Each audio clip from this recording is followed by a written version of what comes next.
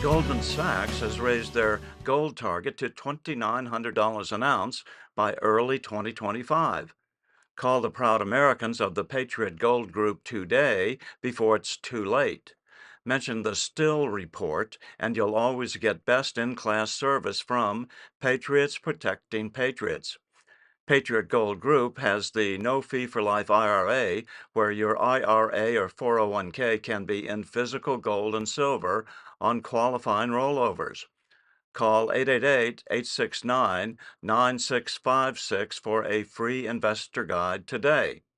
Patriot Gold Group is Consumer Affairs top-rated gold IRA dealer 7 years in a row. Call 888-869-9656.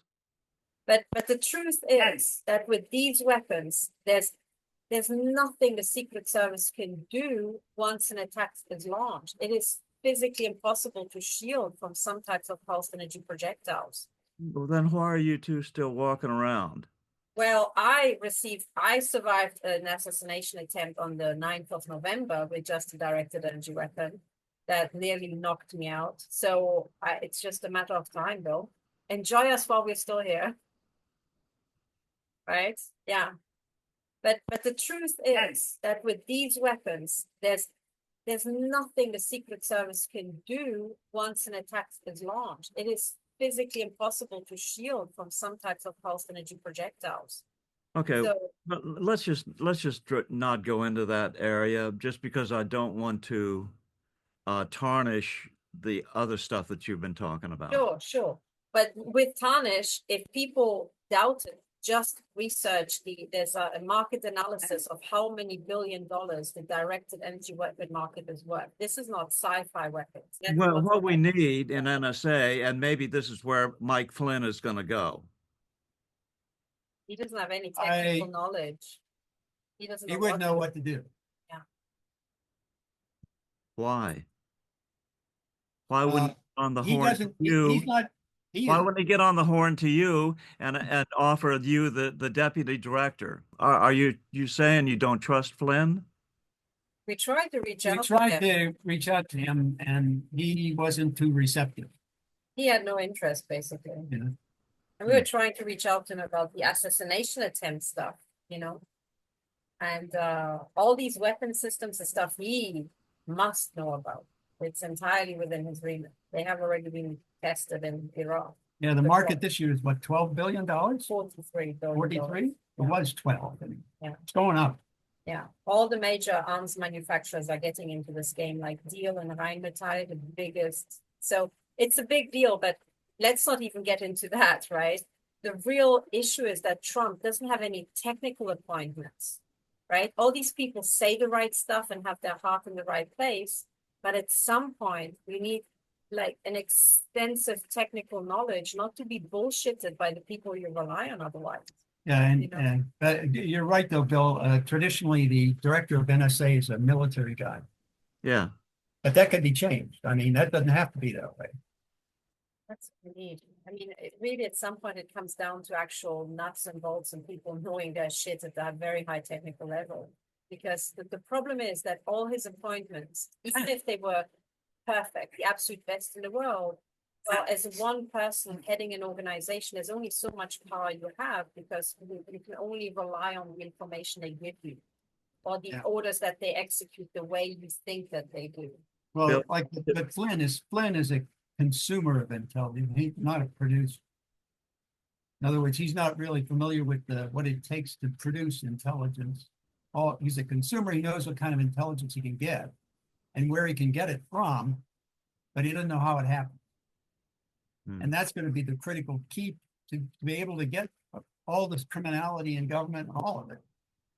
What and even make intelligence more effective. I mean, you need to know how to do this stuff. Otherwise, What percentage of the population of people who have the technical know-how that you're talking about, what percentage of that population do you know?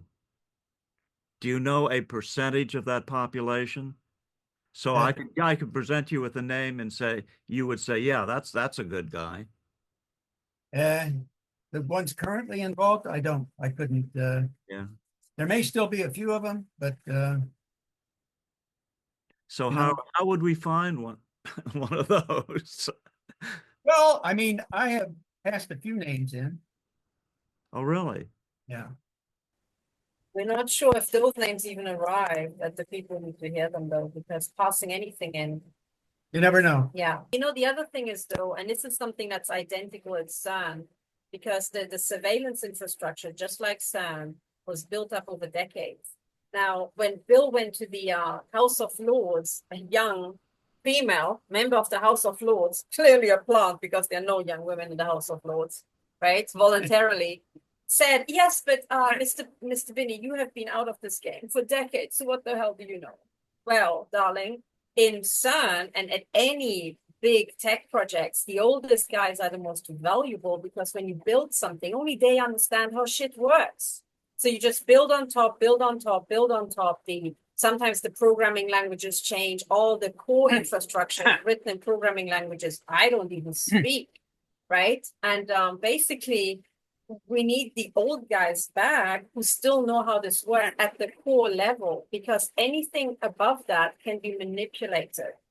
The NSA could produce intelligence to a director that is completely artificially generated. The conclusions you draw from that is whatever you want to draw from it. So you need to be able to dig down into the weeds and know how not to be bullshitted by your analysts. You need to have technical knowledge and go and get it yourself to cross-check. That is the Would real. you be able to interrogate a person and know whether he has sufficient knowledge that you're talking about? Just from talking to them, Yeah, I could get an idea probably, yeah. yeah. And then with a little further research, you might feel better. Yeah, I would look for something they've done and look at what they've done. Yeah. Uh-huh. You know, But ultimately long term. but let me put it this way.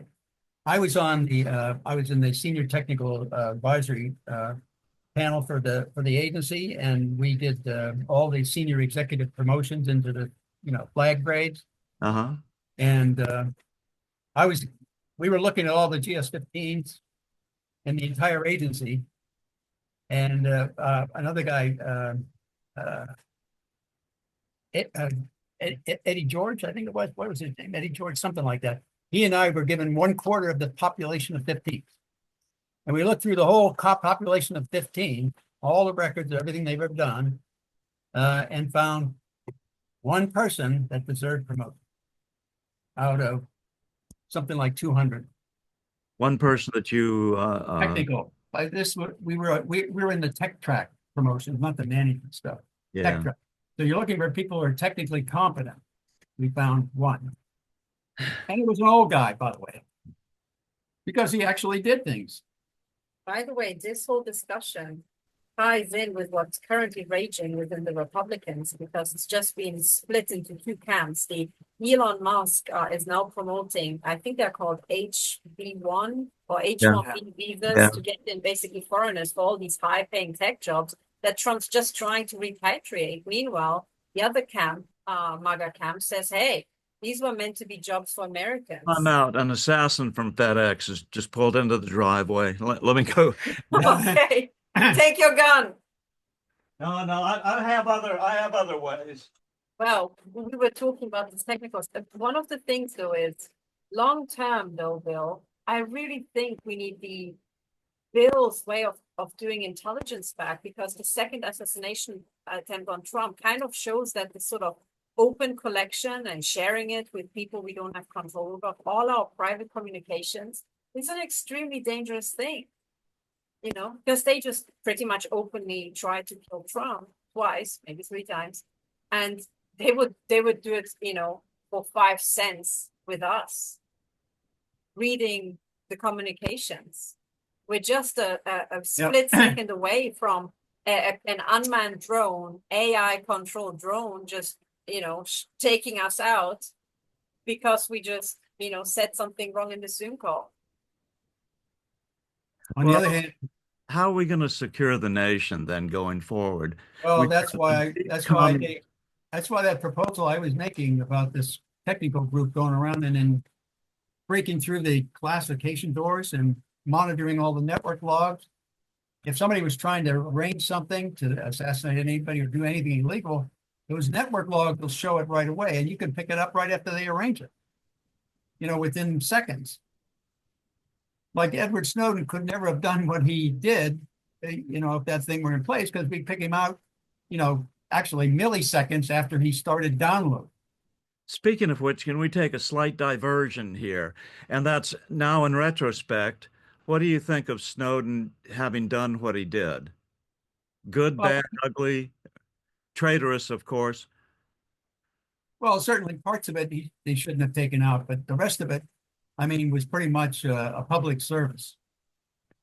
I would lean more to the public service because he's leaning on the government going totalitarian, and that's exactly what I've been saying since 2001. Yeah. And Okay. then when he took that data out, I mean, he exposed all the programs I developed for them and left them. The whole design was there, and everything they're doing was that design. And so I knew exactly what was going on. That allowed me to talk about it publicly. In fact, that's the only reason you're allowed to even talk to us, Because- because Snowden made it public. Yeah. And Clapper tried to say, issue a letter after the stuff came out from Snowden saying no current or previous employees of the intelligence community are permitted to talk about that. And I answered him in the National Press Club in Washington. I said, I don't give up my First Amendment right to talk about anything in the public domain, Mr. Clapper. Especially anything that you're against, I'm for. Yeah, especially unconstitutional criminal crap. Crapper. Okay. Clapper is a crapper. Okay. Well, anyway, did we answer that question about how do we actually secure a sovereign nation?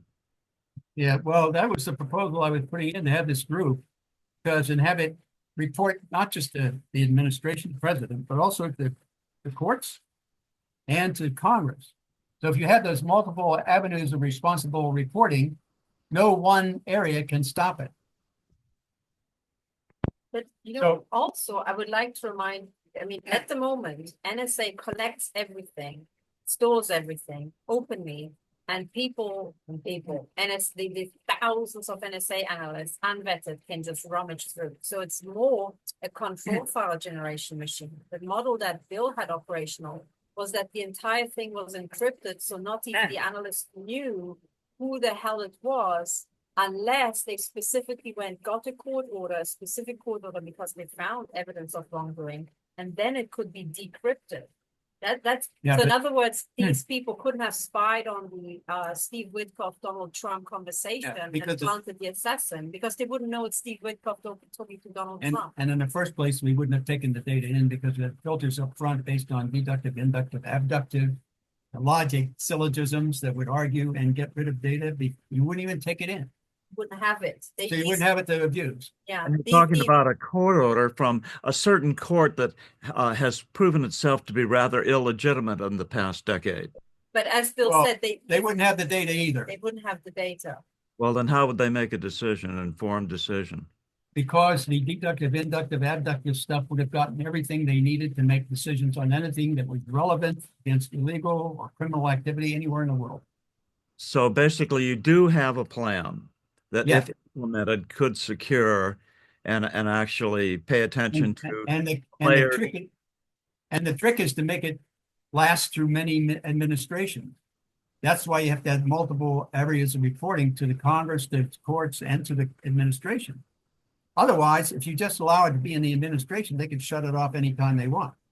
Also, one way I found to think about it is that currently we have these police organizations. You have the state police, you have the federal police, the FBI, but there's no dedicated, organization that goes through the government system specifically rooting out cancer, pathogens, contaminants. In other words, what our human systems need in these government structures is an immune system, where the white blood cells can go and just, clear out gunk. I like it. Yeah. You're clearing out gunk. That's your analogy. Yeah, I'm trying to put it into a way that people can understand the huge gap we have. So of course, what I'm trying to also explain to people is that if you have a pyramid organization, deep capture is only a question of when. You know, you suck up the most power-hungry, corrupt bastards to the top. Shit Once floats. they take over shit floats, once they take over the top, they would have to sack themselves to make the system recover from deep capture. So at the moment, without an immune system, there's no way for any human system, corporation or government, to recover from deep capture by itself. Trump is trying it because the base, us voters, have voted him in, right? But he nearly died trying. So we need more than just these few and far in between attempts. We need an actual automatic mechanism whereby also this organization should be rewarded for the amount of crime they uncover. Because people don't find it strange that the FBI has all these fancy schmancy mass surveillance technologies now, yet the number of drug dealers, human traffickers that they found hasn't gone up as exponentially as their capabilities. So in other words, It's they're in the running hands it. of our enemies. That's Yeah. why. Yeah, exactly. So how are we going to clear it out? So Bill's proposal is this whole thing, an investigative group with the privacy protecting capabilities he already had deployed at NSA before he was shut down by the forces of evil, right? So in other words, the proposal he has for Trump is not like just the pie in the sky. It is shit we already used to have, or you guys already used to have, and which we also would have had in Europe, by the way, had Bill not been shut down because he was going to ship See, that method. Yeah, because if you take in all the data of everybody in the world, you make your analysts and everybody dysfunctional. That was the whole point from the beginning back in the 90s. They were being dysfunctional because of that. And then all the stuff that they're now collecting even makes it worse.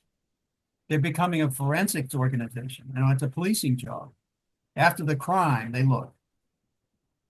I think Because it's you not, can't see it coming. I think it's not even that. I think when deep capture happens, the cartel realize they don't want us muggles, us, the hoi polloi to be able to tell threats ahead of time. All they want is to have the data on everybody so that they can pick out the person and look through their past browsing history and try to find something incriminating, some compromise, some blackmailing material. For that, this system is perfect. In fact, this is the system you need, right? Cheney liked it too because it told him all about his political enemy. Yeah, Who? Cheney, Dick Oh. Cheney. Dick Cheney. Yeah. But there is a way out, and it's we just wish we could get through to Trump. So here's what happened to those letters we sent on the 18th of September. They were signed for by, I think, Anthony, the name Anthony in New York, and Andrew in Mar-a-Lago, and we didn't get a reply at all. And it's kind of unusual because Trump might be busy, but the Secret Service, if you tell them, hey, we found the announcement of the assassination attempt that, by the way, nearly blew your brains out, right? The guy who was on stage with them, maybe they would be interested. So we didn't hear anything. And eventually at the start of December, I said to Bill, listen, I'm going to I think the FBI stole the letters, okay? And there's a way to test it. I said, I'm going to write a letter ahead of time, overnight it, and say, in a week's time, I'm going to go physically to the south gate of Mar-a-Lago to hand in evidence on the assassination attempts. I don't want to have a meeting with Trump or anybody. I just want to hand in evidence, okay? And I say the location, the time, we give all our background information. They can do background checks on us all day long. And if I turn up and they have no record, the FBI stole it. So what happened? I sent this letter on the 2nd of December, and this time only to the Secret Service. So there's not even a question of Trump doing an executive decision to say, hey, ignore these idiots, right? Just to the Secret Service, to Sean Curran by name. And I said, I'm going to be there on Monday morning, December 9th at the Mar-a-Lago South Gate. Also, I said to Bill, I can't fly because the cartel just took down a plane with, doctors who were going to a conference to say that long COVID was caused by the vaccine. That plane just dropped out of the sky in Brazil. So I'm not flying. I'm going to drive myself down. So I sent this letter. This time it was signed for, according to the UPS tracking, by Secret Service, not even just a random first name. Secret Service. I have it in writing. So they got it. I drove down on Sunday, the 8th. When I drove down, somebody had sabotaged the underside of the car. So the first time I pulled into a parking bay on the motorway in a rest area, suddenly the bottom detached so that the wind wasn't holding it up, and it kind of started going across the tarmac. And when I got out, the entire underside of the car folded in on itself, right? How often does Are you that happen? saying the exhaust of the car? Not the exhaust, the plastic splash cover basically under the car. It's a plastic cover that's on the underside of the car. Keeps dirt and Yeah, from being and- flicked up and just yeah. sand and grit. So what happened is there's a plastic pin and somebody had pulled out the plastic pin, lowered this thing and put it back. We had an identical type of sabotage a couple of, like I think 2 years ago or something, a year ago. year and a half. We had a meeting with the lawyer and was perfectly sabotaged with this. So I got out and fortunately I managed to bring that. What did they hope would occur? I think they were hoping I would be stuck there, woman on her own in the middle of nowhere. But just because a and- piece of plastic dropped down? Well, how are you going to fix it up? I think they hoped I would call the AA and wait for 2 hours for them to turn up, etc. Right? Well, that would put you off your course from hitting your time. Exactly. Okay. So, or just make me, go back or whatever. So, unfortunately, I even have the evidence here somewhere. I had a data transfer cable because I didn't have like zip ties in the car, right? So, I found a data transfer cable from a phone. I cut off the ends and used the cable to tie this thing up on the underside. It worked really well. It held up for 2,000 miles by now. I should patent this thing. But anyway, so I drove on. Later on, there was a full-blown assassination attempt in the making because suddenly out of nowhere, this is just the Sunday before driving down to Mar-a-Lago. So at night, I think I was either the tail end of Georgia or Florida. And suddenly I was driving in the fast lane and these 6 concept cars, so these like fancy schmancy sports cars, the make of model of which I don't even recognize. So not a Porsche, not a Ferrari, not a Maserati, something, right? Fancy. 6 of them suddenly started crowding around me, and behind me was an older Jeep coming closer and closer. So I thought, oh shit, it's that whatever it's called maneuver, when you touch the back of the car and just turn the wheel. I thought, oh, this is why they need the sports cars. They want to lock me in. And then as soon as you make contact, the sports cars take off, not to be involved in the accident, right? So anyway, I basically, we have experienced that the inside of our cars under surveillance. So I basically said out loud, hey guys, let's race, and pretended to try to race these cars. So I pulled in a dangerous maneuver between 2 of these. I just had the length of a car. And then I pretended to try to overtake them. And all these cars simultaneously started racing and trying to keep the formation around me. So I did this because I saw a truck in the distance. So I just pretended to race and then last minute pulled in behind the truck and these guys just zoomed off. But it was like, it's funny until it's not, it's like within seconds, this can be a deadly scenario. If they make contact with my car, I'm dead. I mean, at 70, 74 miles per hour on the motorway, having your car flip. And I couldn't slow down because these guys were literally like all around me. So that was just the night before. Next day, I went to the Mar-a-Lago gate and I told the police station there, hey, I have a meeting here. They called out the Secret Service and the Secret Service had no record of these letters. None. And I had a long discussion because I have to fill out an incident report. I mean, I'm clearly not a threat. I'm actually still on public property. I didn't want to get into Mar-a-Lago. I'm just here to hand in evidence, right?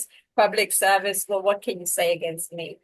And there I stood, and eventually the Secret Service guy I talked to said to me, can you explain this thing with the letters again? I'm like, yeah. So we sent, actually 4 letters, 2 going to 2 people in 2 places, and we don't get a reply. So I send another letter notifying you that I'm going to be here, even or especially if you guys think I'm a coup, whoever gets the letter would notify the gates, right? To be on the lookout for this crazy woman.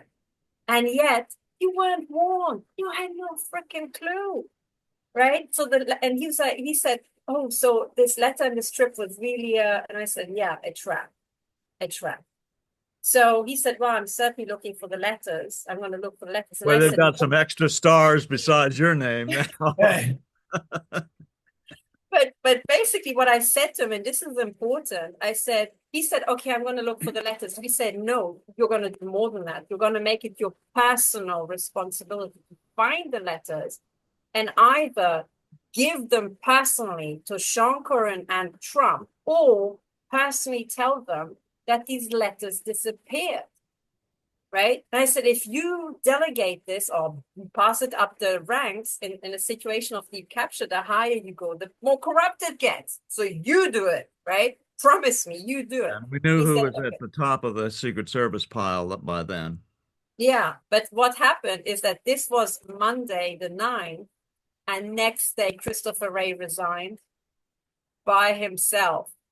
After weeks of lobbying from the Democrats to keep him on, he was fighting tooth and claw to stay on. And suddenly, on a Tuesday morning, he just walked into the office and said he's going to resign, unprompted. So part of me is wondering, did this guy actually go and tell Trump? And Trump realized, hang on a second, Post is disappearing from my private property, right? Because it was signed for at Mar-a-Lago by the Secret Service, addressed to him, right? So it means, in other words, Mar-a-Lago has an FBI plant. You think? You think, right? But this is proof. This is not just conspiracy theory. It's in their face. And I'm Well, hoping Trump had one I of was his there famous 12 phone hours calls. before. That's proof. Sorry? It's proof that the guy was there 12 hours before. Yeah, I mean, That of means course, but Trump called up his butler and said, "Hey, I got to go play golf tomorrow morning. Have my stuff ready or something like that." yeah, but I mean, But at a tea time too. yeah, but it could have been somebody at Mar-a-Lago or one of those several thousand people in the intelligence community who can read the NSA database, right? Well, Trump, by what Trump just no, it's somebody at Mar-a-Lago that has They access. always have them, Bill. A ground principle of both the Stasi and the Romanian Securitate was that if you have 5 people together in a square, in a room, whatever, 5 people, it's potentially a system hostile insurrection or congruent to that. So the Stasi and the Romanian Securitate has a guiding rule to infiltrate all groups of 5 people. Mar-a-Lago is many more than 5. They're not going to have just one plant, right? Of course. But then now they at least have a chance to pin it down. Who the fuck signed for these letters? I mean, Andrew and Anthony were the 2 names on the UPS tracking. Start with them, right? Who did they pass these letters to? No, you make me depressed. No,